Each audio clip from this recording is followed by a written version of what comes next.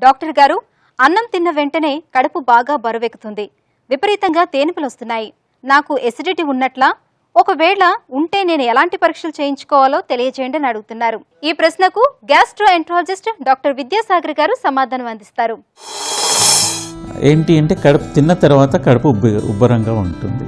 అయితే ప్రతి వాళ్ళు మనము మోతాదుకు మించి తిన్నప్పుడు కూడా కడుపులో ఉబ్బరం వస్తుంది. తేన్పులు వస్తుంటాయి అంటారు. తేన్పులు అంటే కడుపు నిండా కొద్దిగా ఎక్కువ తింటే ఆటోమేటిక్గా తేన్పులు వస్తాయి. ఇంకొకటి ఏంటి అంటే కొందరు ఏం చేస్తారంటే మామూలుగా తినకుండా ఎక్కువగా తొందరగా తినేస్తారు. దాంతోపాటు అన్నంతో పాటు వాళ్ళు గాలిని కూడా మింగేస్తారనమాట. అట్లా మింగినప్పుడు తేన్పులు ఎక్కువగా వస్తాయి. ఇవన్నీ నార్మల్ ఫిజియలాజికల్గా ఉంటాయి. అయితే ఇట్లాంటి డిస్టర్బెన్స్ను మెడికల్ లాంగ్వేజ్లో డిస్పెప్టిక్ సిమ్టమ్స్ అంటారనమాట. అయితే ఈ డిస్పెప్టిక్ సిమ్టమ్స్ అనేవి ఫుడ్ రిలేటెడ్ సిమ్టమ్స్. అంటే మీరు ఇంతకుముందు చెప్పినట్టు అన్నం తిన్న తర్వాత కడుపు ఉబ్బరము, లేదా తేన్పులు రావడము, లేదా కొందరికి కడుపు నొప్పి రావడము, లేదా వాంతులు రావడము, లేదా ఒక విధమైన కడుపు టైట్గా ఫీల్ అయ్యేసి ఆయాసంగా ఫీల్ కావడము, వీటన్నిటిని డిస్పెప్టిక్ సిమ్టమ్స్ అంటారు.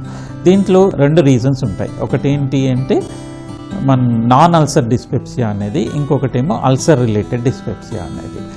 అల్సర్ రిలేటెడ్ డిస్పెప్సియాలో కారణం ఏంటి అంటే అల్సర్కు సంబంధించింది. అయితే దీంట్లో మెయిన్గా మనము ఇన్వెస్టిగేషన్ చేసేది ఏంటి అంటే ఎండోస్కోపీ అని చేస్తాం.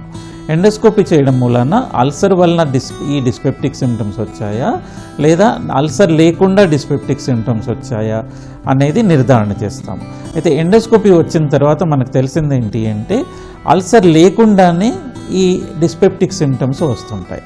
దీనికి ముఖ్యంగా కారణం ఏంటి అంటే మన ఫుడ్ రిలేటెడ్ ప్రాబ్లమ్స్ అన్నమాట.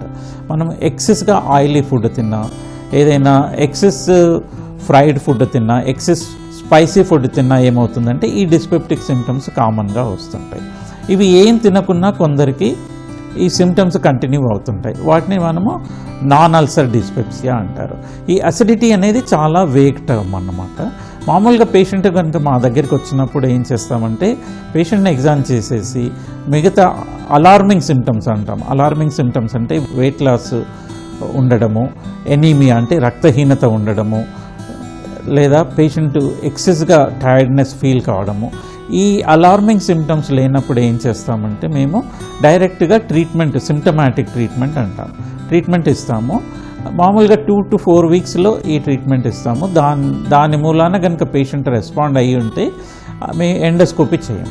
లేదు పేషెంట్ రెస్పాండ్ కావట్లేదు, లేదా మళ్ళీ సెకండ్ టైం కూడా సేమ్ సిమ్టమ్స్తో వచ్చాడు, రెగ్యులర్ ఫుడ్ హ్యాబిట్స్తో ఉన్నప్పుడు అప్పుడు ఎండోస్కోపీ చేసేసి అల్సర్ ఉందా, లేదా హెచ్ పైలోరీ ఇన్ఫెక్షన్ ఉందా, లేదా ఇంకేమైనా ఉందా అనేది నిర్ధారణ చేస్తాము.